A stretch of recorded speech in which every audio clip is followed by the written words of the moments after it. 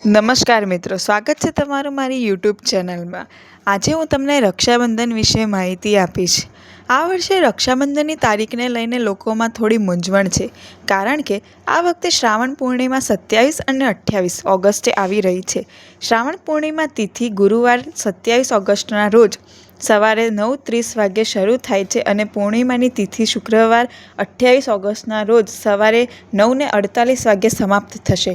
ગુરુવારે સવારથી જ પૂર્ણ ચંદ્ર હોય છે, જે આખો દિવસ અને આખી રાત રહેશે, પરંતુ ઉદય તિથિ અનુસાર રક્ષાબંધનનો તહેવાર શુક્રવાર 28 ઓગસ્ટના રોજ ઉજવવામાં આવશે, કારણ કે ગુરુવારે ભદ્ર પણ પ્રગટ થઈ રહ્યો છે અને ભદ્રક મૃત્યુની દુનિયામાં જીવવા જઈ રહ્યો છે। આ વર્ષે રક્ષાબંધનનો તહેવાર 28 ઓગસ્ટે ઉજવવામાં આવશે। તે 2 દિવસનો તહેવાર નહીં હોય, માત્ર શુક્રવાર 28 ઓગસ્ટના રોજ તમે ભાઈના હાથે જ કે ભાઈને તમે રાખડી બાંધી શકશો। રક્ષાબંધનના દિવસે બાહ્ય મુહૂર્ત સવારે 4:35 થી 5:35 સુધી રહેશે। સૂર્યોદય 6:11 વાગ્યે થશે અને સૂર્યાસ્ત 6:44 વાગ્યે થશે। આ દિવસે ચંદ્રગ્રહણ સાંજે 6:56 વાગ્યે થશે અને રાહુકાળ સવારે 10:30 થી બપોરે 12 સુધી રહેશે। જો આપણે રક્ષાબંધનના શુભ મુહૂર્તની વાત કરીએ તો રાખડી બાંધવાનું શુભ મુહૂર્ત શુક્રવાર 28 ઓગસ્ટના રોજ સૂર્યોદય સવારે 5:57 થી 9:48 સુધી થવાનું છે।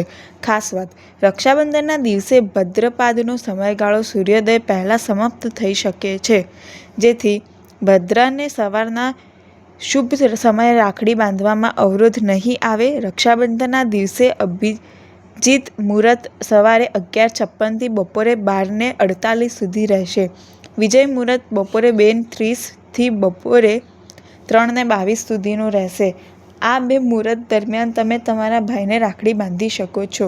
આ દિવસને ગાયત્રી જયંતિ, નરાલી પૂર્ણિમા, વરલક્ષ્મી વ્રત, સંસ્કૃત દિવસ અને શ્રાવણ પૂર્ણિમા તરીકે પણ ઉજવવામાં આવે છે। રક્ષાબંધનના દિવસે ચંદ્રગ્રહણ પણ થશે। કેલેન્ડર મુજબ ગ્રહણ સવારે 6:55 થી બપોરે 12:30 સુધી। જો કે આ ગ્રહણ ભારતમાં દેખાશે નહીં, તેથી ભારતમાં રક્ષાબંધનના તહેવાર પર આની કોઈ જ અસર ધ્યાનમાં લેવામાં આવશે નહીં।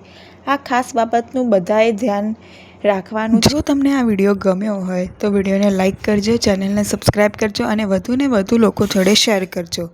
આભાર।